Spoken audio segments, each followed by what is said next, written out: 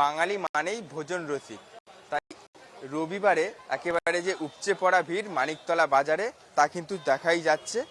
কিন্তু যারা ক্রেতা রয়েছে, যারা সাধারণ মধ্যবিত্ত ঘরের যারা সাধারণ মানুষ রয়েছে, তারা বাজারে এসে একেবারে হাতে ছ্যাঁক পাড়ার মতো অবস্থা। শীত পড়তে না পড়তেই বাজারে আগুন। শীতকালীন সবজিতে রসনা তৃপ্তি এ যেন দুঃস্বপ্ন সাধারণের কাছে। সবজির পাশাপাশি আলু পেঁয়াজের দাম বাড়ায় মাথায় হাত মধ্যবিত্তের। এরপরেই একাধিক বাজারে অভিযানে নামে টাস্ক ফোর্স থেকে ইবি। সবজির বর্ধিত মূল্য নিয়ন্ত্রণে তৎপর হয় তারা।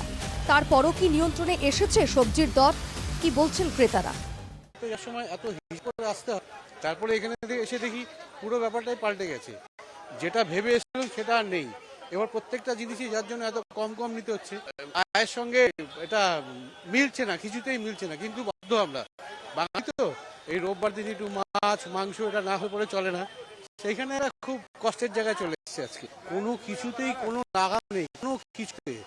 সরকার নানা রকম কথা বলছে যে এটাকে দেখো ওটাকে দেখো, কিন্তু বাস্তবিক অর্থে বাজারে এসে দেখলাম পুরো ব্যাপারটাই বেকার, কোনো কিছুতেই কারণ নেই।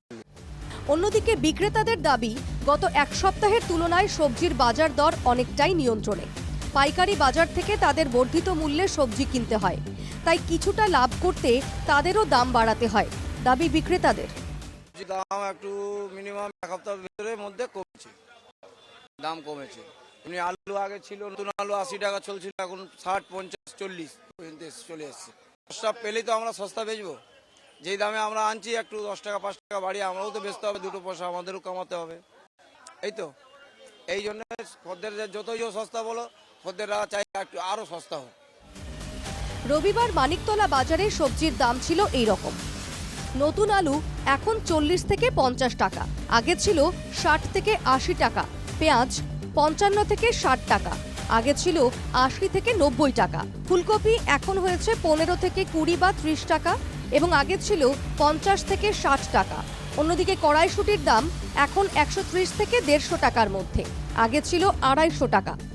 টমেটো 50 থেকে 60 টাকা, আগে ছিল 80 টাকা করে। ঝিঙে 50 থেকে 60, আগে ছিল 80 থেকে 90 টাকা।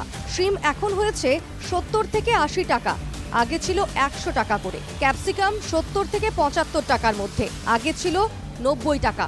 অন্যদিকে পালং শাক এখন 40 থেকে 50 টাকায় বিকোচ্ছে, আগে দাম ছিল 60 থেকে 70 টাকা। ক্রেতাদের অভিযোগ, টাস্ক ফোর্স ইবির অভিযানের পরও সবজির দাম নিয়ন্ত্রণে আসছে না। সরকারকে এক্ষেত্রে আরও তৎপর হওয়ার দাবি ক্রেতাদের। নিয়ন্ত্রণটা একদম সেন্ট্রালি করলে পরে খুব ভালো হয়। সেন্ট্রালি যেখান থেকে আসছে আড়ত ফাড়ত বা এইসব জায়গা থেকে, এত মাঝখানে ফোড়ে ঢুকে গিয়ে যে বাজারে যা হাল করছে, কিছু বলার নেই। আমরা ভুক্তভোগী। আমাদের অনেক ক্ষেত্রে দেখা যাচ্ছে যে একেবারে তারা বাজার দর নিয়ন্ত্রণের জন্য বিভিন্ন বাজারে তারা হানা দিয়েছে।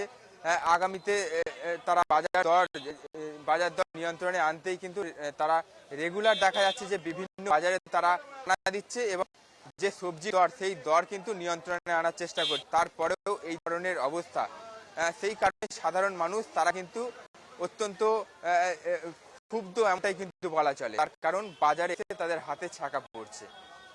ক্যামেরায় জয়দীপের সঙ্গে বিধান নস্কর, এনকে টিভি বাংলা, কলকাতা।